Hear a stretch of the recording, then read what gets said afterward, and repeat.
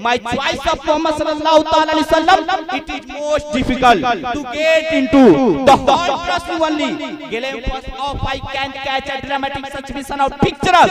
वो कहता है Mohammad the winner, Mohammad the judge, Mohammad the saint, Mohammad the speaker. What is आला हजरत? क्या है आला हजरत? क्यों कायद मानते हो आला हजरत को? क्यों पेशवा मानते हो आला हजरत को? शादी करना सुन्नत और सुन्नत पर अमल करना रब की इबादत। अब बताओ रब की इबादत में भी लड़कियों को बेनकाब बुलाया जाता है। We just came in this world to worship Almighty Allah the time. मैं गुजारिश करूंगा कि वो आपके सामने तशरीफ लाएं और आइए उनका इस्तकबाल पूरे जोरदार अंदाज में किया जाए ताकि आपके अंदर सुनने का एक माहौल पैदा हो। पूरा मजमा अपने हाथों को हवा में उठा करके और मेरे आवाज के साथ आवाज मिला करके इनका इस्तकबाल करें। नारे तकबीर, नारे रिसालत, मसलके आला हजरत, उलमाए अहले सुन्नत, नारे तकबीर, नारे रिसालत। एक शेर में पढ़ता हूं और उसके बाद मौलाना रफी अहमद निजामी साहब माइक पर तशरीफ लाएंगे। मैं ये शेर आप तक पहुंचा रहा हूं, मुलाहिजा फरमाए। बहती है ये प्रेम की गंगा, बहने बहती है ये प्रेम की गंगा, बहने दो। अरे क्यों करते हो देश में दंगा, रहने दो। बहती है ये प्रेम की गंगा, बहने दो। क्यों करते हो देश में दंगा, रहने दो। और लाल हरे रंगों में हमको मत बांटो, लाल हरे रंगों में हमको मत बांटो। घर के ऊपर एक तिरंगा। ये हमारी तहजीब है और ये हिंदुस्तान की मोहब्बत है। हर घर के ऊपर तिरंगा होना चाहिए और तिरंगा ही हमारी शान है ना। लाल हरे रंगों में हमको मत बांटो, घर के ऊपर एक तिरंगा रहने दो। घर के ऊपर एक तिरंगा रहने। हजरत वक्त की तंगी दामनगिर है। अब आपके सामने हजरत अल्लामा मौलाना मोहम्मद रफी साहब निजामी आपके सामने रूबरू हो रहे हैं। आप हजरत इनसे मुखातब होकर के इनका भरपूर साथ दें। अनवारे सरमदी का मुसलसल नज़ुल हो, दामन में तेरे मिदहत का फूल हो। मैं भी रसूले पाक की उम्मत का एक फ़र्द हूँ। मेरा भी अस्सलामु अलैकुम कबूल हो। अस्सलामु अलैकुम वरहमतुल्लाहि वबरकातुहू। इलाही मेरी अक़ीदत की आबरू रखना, तेरे ही नाम से आगाज़ करता हूँ। अल्हम्दुलिल्लाह अल्हम्दुलिल्लाहि रब्बिल आलमीन वस्सलातु वस्सलामु अला सय्यिदिल मुरसलीन वालिही वसहाबिही अजमईन, अम्मा बाद। फ़ौज़ बिल्लाहि मिनश शैतानिर रजीम, बिस्मिल्लाहिर रहमानिर रहीम। The Prophet face upon him said to respect the religious scholar, because hereof Prophet Muhammad sallallahu ta'ala alaihi wasallam be upon him. In others words, akramul ulama fa innahum warasatul anbiya. That's how I am taking blessing from the west of a static conversation with this word, an-nikahu min sunnati faman raghiba an sunnati falaysa minni. आप देख रहे हैं ये मुक़द्दस उलमाए कराम की लंबी फहरिस्त और अजीम काफ़िले की झुरमट यहाँ मौजूद है। सबसे पहले मुझे पाबंद कर दिया गया है इस वजह में किसी हजरात का नाम लेकर अगर वक्त सबका पहचान कराऊं तो काफी वक्त जाएगा। बस एक शेर कहूं, अपने तकरीर का आगाज कर लूं कि ये कैसे कैसे मुसलमान नजर आते हैं। है ना, अभी आपने सद्दाम हुसैन नाजा साहब से बहुत अच्छा कलाम पढ़े। ये हकीकत मानने में शायर भी हैं, खुद लिखते भी है, पढ़ते भी है ना। उधर ज़ियाउद्दीन साहब बहुत अच्छी निजामत कर रहे हैं, सारे लोग अपने काम को अंजाम दे रहे हैं। इधर आले रसूल की चेहरे की आप ज़ियारत करते रहे। ये कैसे कैसे मुसलमान नजर आते हैं, ये मैले कपड़े में भी जीशान नजर आते हैं। ये कैसे कैसे मुसलमान नजर आते हैं, ये मैले कपड़े में भी जीशान नजर आते हैं। और तुम अमीरी में भी फकीरों की तरह लगते हो। 10-10 हजार का फटा हुआ रफ जींस पहन तुम अमीरी में भी फकीरों की तरह लगते हो, और ये चटाई पर भी सुल्तान ये चटाई पर भी सुल्तान नजर आते हैं। और एक शायर कहते हैं, ऐ सबा मुझको मदीने में कहीं पे भी छोड़ दे, ऐ सबा मुझको मदीने में कहीं पे भी छोड़ दे, या जहां पर है गुंबदे खजरा वहीं पे छोड़ दे। ऐ सबा मुझको मदीने में कहीं पे भी छोड़ दे, या जहां पर है गुंबदे खजरा वहीं पे छोड़ दे। और यूं तड़पता था मदीने से जुदा होने के वक्त, यूं तड़पता था मदीने से जुदा होने के वक्त, जैसे कोई मछली को सूखी जमीन पे छोड़ दे, जैसे मछली को कोई सूखी जमीन पे छोड़ दे। और ये नॉन मुस्लिम भाई भी यहाँ तशरीफ रखते हैं। मनीष कुमार शंकर ने कहा था, अल्लाह वो राम वालों सुन लो कथा हमारी, अल्लाह वो राम वालों सुन लो कथा हमारी, है सबका एक मौला हम हैं उसके पुजारी। देखिए ये हैं कौन और लिख क्या रहे हैं। बड़े बड़े यहाँ पंडित लोग हैं, वो भी सब नबी के बारे में लिखते हैं। एक पंडित ने क्या लिखा था, The prophet face upon him said to respect the religious scholar। और डॉक्टर माइकल हार्ट भी कहता है, My choice of Muhammad sallallahu ta'ala alaihi wasallam, it is most difficult to get into the heart trust only glimpse of I can catch a dramatic succession of pictures।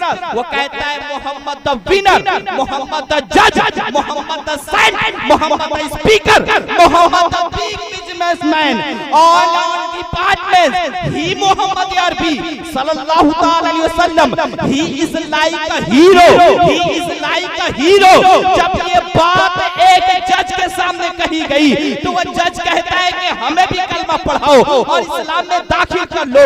लोगों ने कहा कि जब तुम कलमा पढ़ोगे लोग क्या कहेंगे, वो लोग कहता है कि लोग कुछ भी कहे हम वही कहेंगे जो हिंद के मौलाना ने कहा, खाक हो जाए अतू जलकर मगर हम तो रसा दम है, जब तक दम है जिक्र का सुनाते जाए।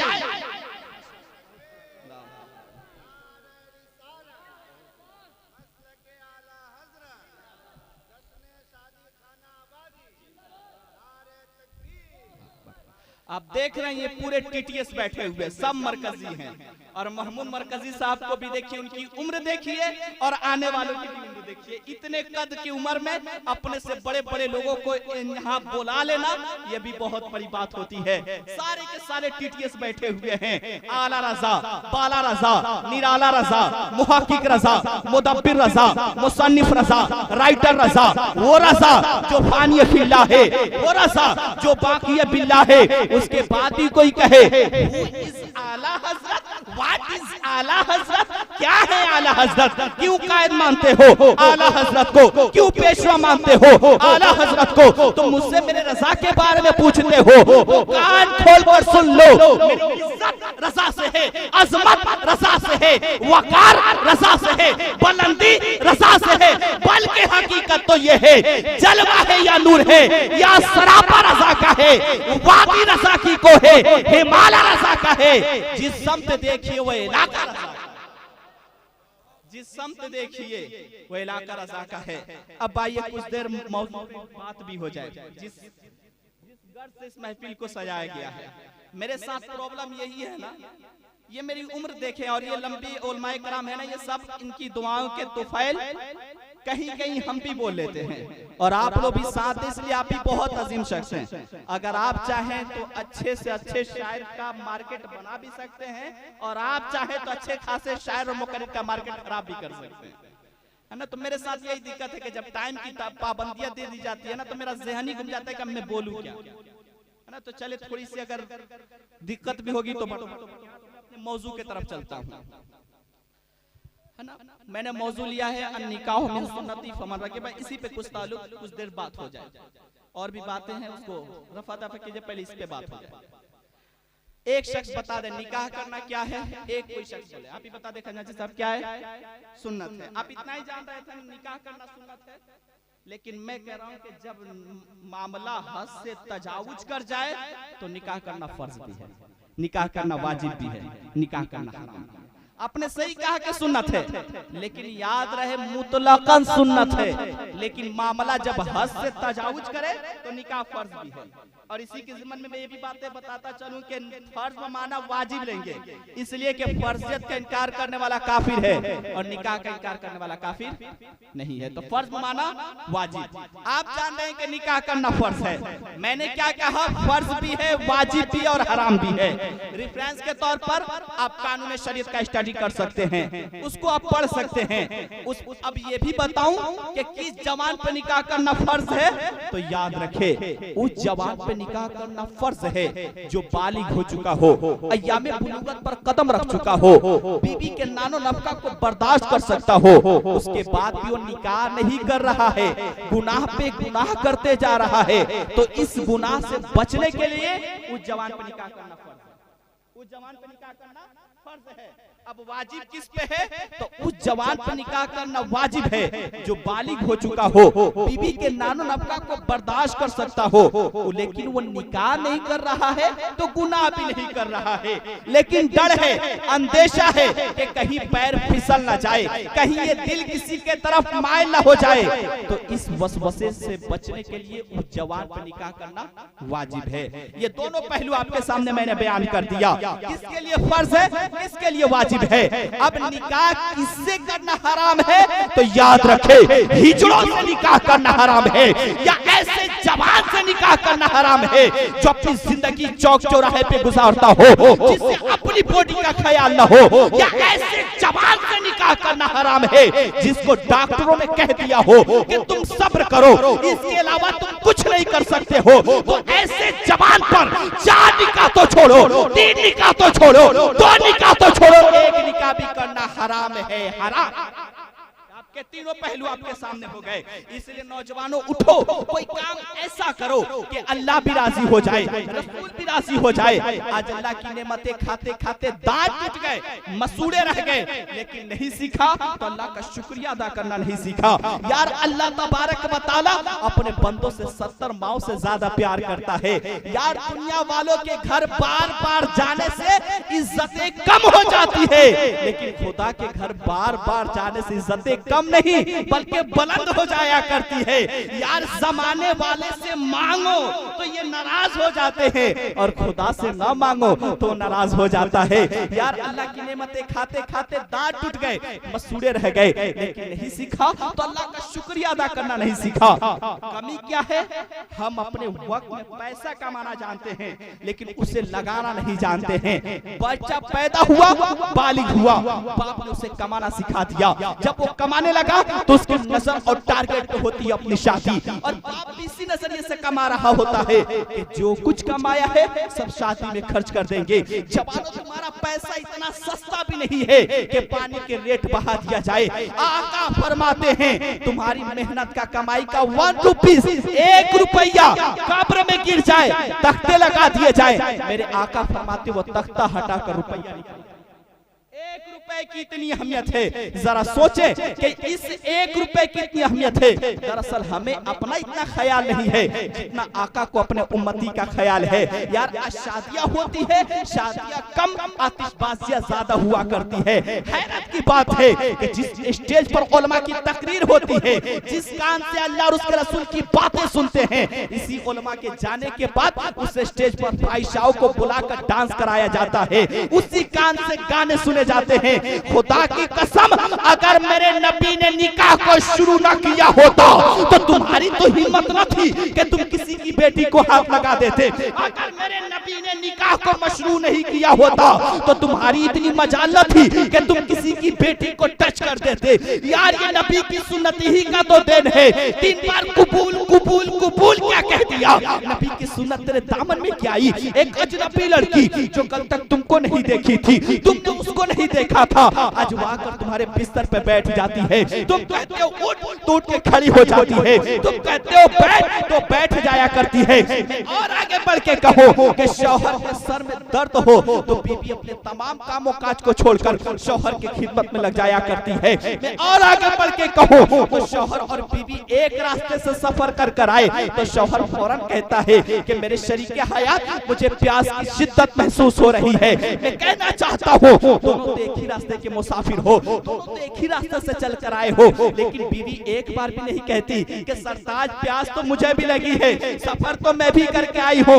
लेकिन शौहर पानी का मुतालबा करता है, वो फौरन किचनों के तरफ दौड़ती है, हाथ में गिलास का पानी लेकर खड़ा हो जाती है। तुम कपड़े उतार रहे हो, वो पानी लेकर खड़ी है। तुम मोसे उतार रहे हो, वो पानी लेकर खड़ी है। तुम अपने कपड़े को चेंज कर रहे हो, वो पानी लेकर खड़ी है। मैं पूछना चाहता हूँ एक अजनबी लड़की को इतना वफादार किसने बनाया जो तुम्हारे बोलने पर बोल रही है, तुम्हारे कहने पर बैठ रही है, तुम्हारे कहने पर उठ रही है? तो दुनिया को कहना पड़ेगा इसमें हमारा कोई कमाल नहीं है बल्कि हुजूर की सुन्नत का कमाल है।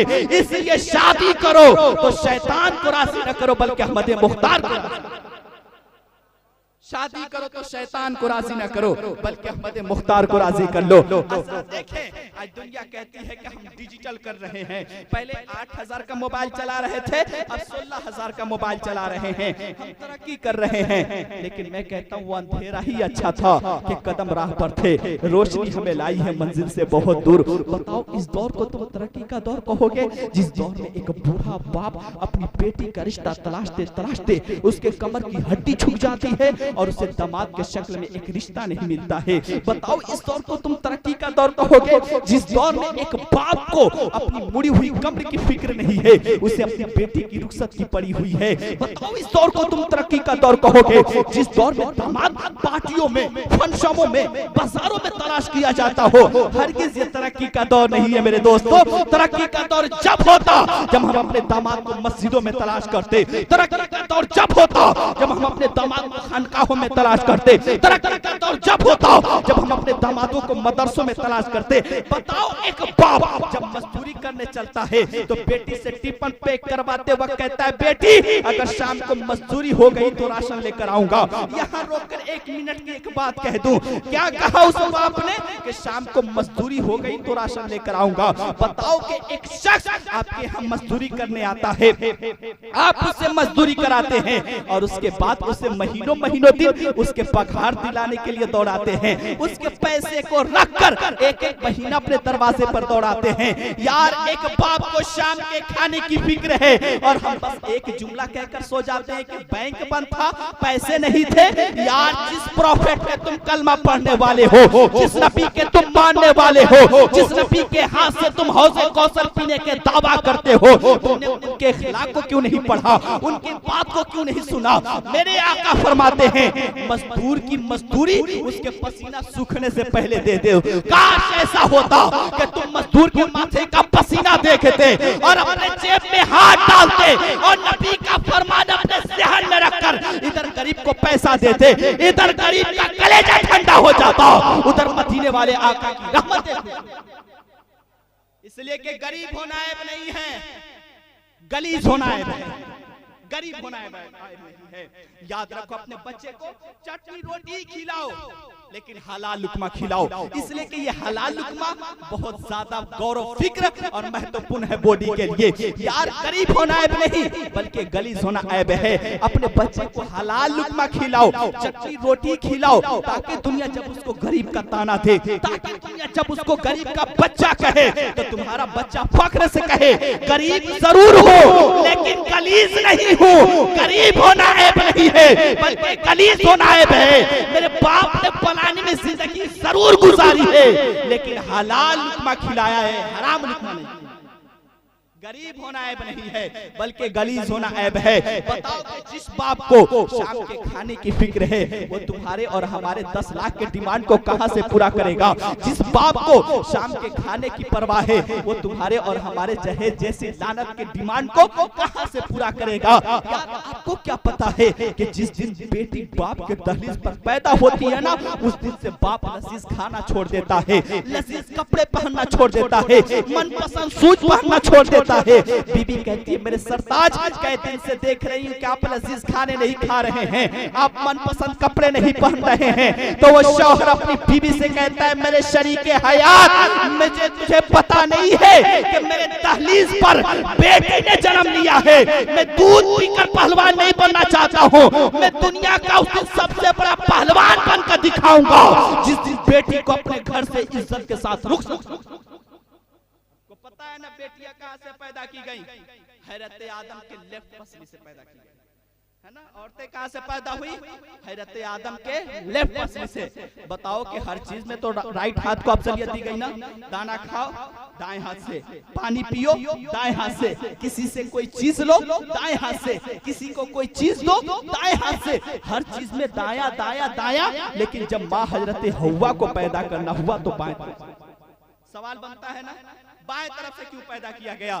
तो आवाज आती है बंदे बाएं तरफ दिल होता है और दिल के करीब वाली पसली से औरत को पैदा किया है ताकि तुम औरत को अपनी पैर की जूती न समझ सको और औरत को अपने सर का ताज न समझ सको।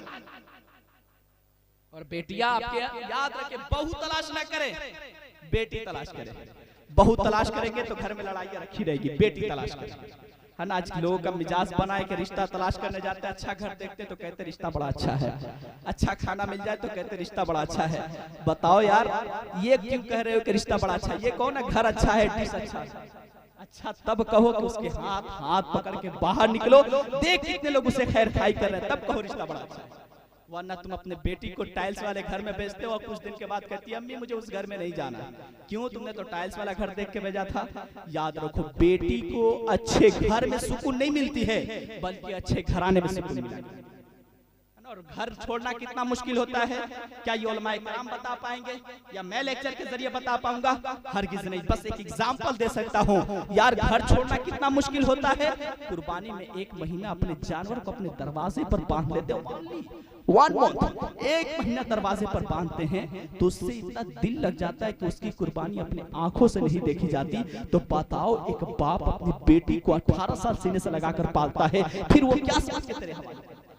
और कितनी मुश्किल से ससुराल में रोटियां मिलती है ये बहनें जानती है। लेकिन जैसे ही बाप के दहलीज पर आती है, अपने मायके आती है, बाप पूछते बेटी कैसी हो तो मुस्कुरा के कहती है अब्बा बहुत अच्छा कट रहा है। वो बेटी जानती है कि अगर मैं अपने बाप से कहती कि अब्बा मुझे उस वक्त तक खाना नहीं मिलता है जब तक के लोग मुझे 2 गालियां नहीं दे लेते, अब्बा मुझे उस वक्त खाने का निवाला नहीं दिया जाता है जब तक कि आपको लोग बुरा भला नहीं कह लेते हैं। वो बेटी जानती है अगर ये बात मेरे बाप के कान में चली गई तो मेरा बाप मरते दम तक चैन की नींद नहीं सो पाएगा। इन भाइयों से भी कहूंगा अभी ईद का दिन भी गुजरा है, शायद कि हम ईद के दिन 2 रकात नमाज पढ़कर मेलों में घूमने के लिए निकल जाते हैं। शायद कि हमारी ईद नए कपड़े पहन कर हो जाती होगी, लेकिन एक बहन तब होती है जब वो भाई का चेहरा देखती है, एक बहन की तब होती है जब वो बाप का चेहरा देखती है। बाप भी बेटी के दहलीज पर जाने के लिए तैयार नहीं। वजह क्या है? समधी का झगड़ा हो जाता है। यार समधी के झगड़े को लेकर बेटी को तो यतीम ना बनाओ। और बताओ कि बहन पैदा हो जाए भाई पैदा ना हो तो बड़ी बहन सजदे में गिरकर दुआ मांगती है कि अल्लाह एक भाई दे दे। और जब भाई पैदा हो जाता है कैसे बहनें सीने से चिपका कर घुमा करती है, कभी आंचल की हवा, कभी फूकों की हवा, कभी शाम के वक्त देखो ना बहनें कैसे भाई को सीने से चिपका कर घुमा करती है। यार जब माँ गर्मी में खाना बना रही हो तो अक्सर बहनें अपने भाई को लेकर घुमा करती है। मैं बीबियों का एतराज नहीं करता हूँ, लेकिन कसम खुदा की 12 बजे रात में भी तुम्हारी बीबी इतनी आसानी से गर्म रोटी बनाकर नहीं खिला सकती है। ये जिगर सिर्फ बहनों का है।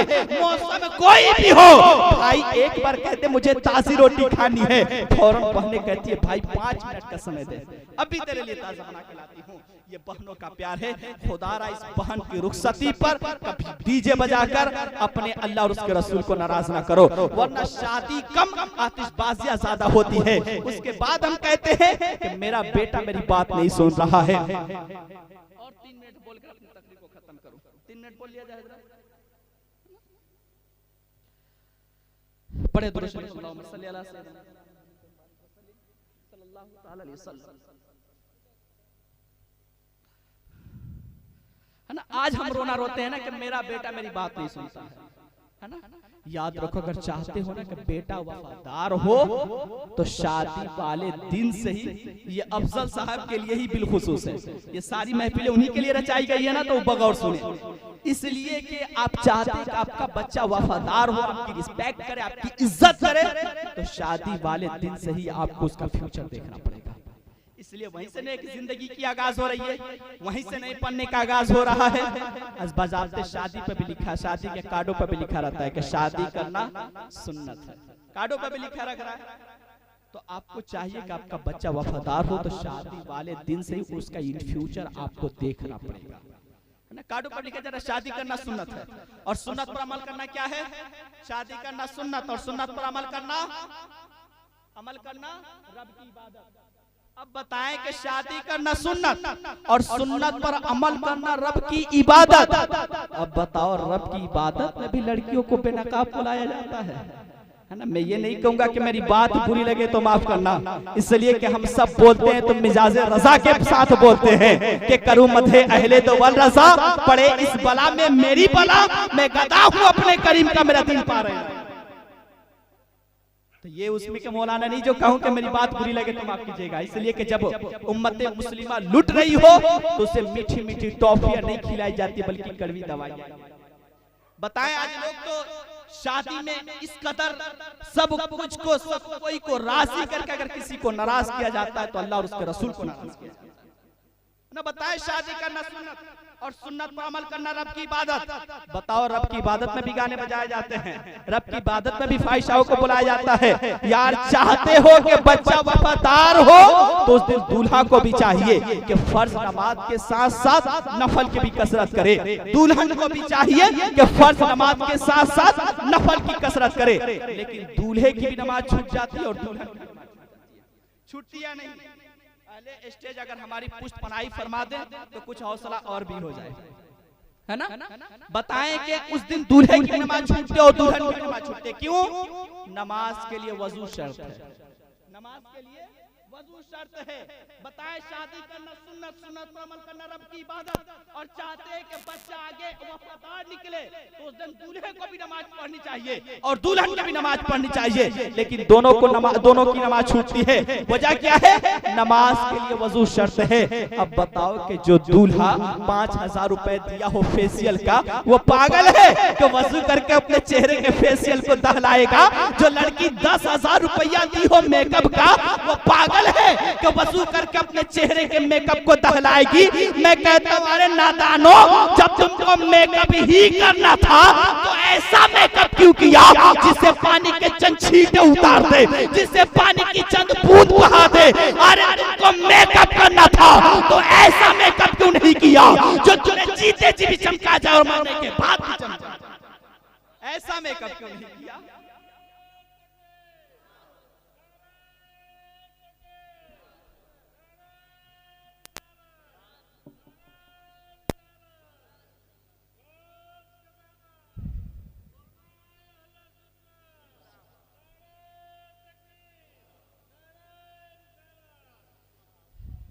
चलिए, इन्हीं सब बातों के साथ मैं अपनी तकरीर को ख़त्म करता हूँ। याद रखें, क्योंकि हमारा स्टेटस है, रब तबारक व तआला कुरान मुक़द्दस में शाद फरमाता है, कुंतुम खैरा उम्मतिन, तुम बेहतरीन उम्मत हो। हमारा स्टेटस ही है कि हम बेहतरीन उम्मत है, हमारा स्टेटस वो नहीं है जो हम लगाते हैं। हमारा स्टेटस ये है, कुंतुम खैरा उम्मतिन, तुम बेहतरीन उम्मत हो, the greatest followers, greatest obedient of a profit. पिछली जितनी भी आई उनमें तुम सबसे नचलस और शानदार उम्मत हो, और अब जब शानदार उम्मत है तो हमारा काम भी शानदार होना चाहिए।